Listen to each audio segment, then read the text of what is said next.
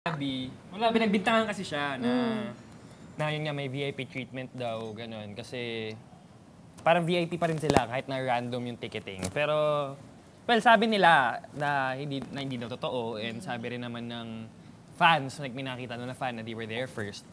Ako, opinion ko lang doon parang, okay, parang I get why people will be mad, I guess. Di totoo yun. Totoo yun. May VIP treatment yun. Public figure yun.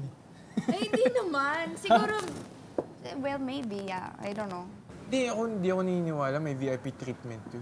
Public figure yun eh. Si Andrea Brillantes yun eh. Totoo.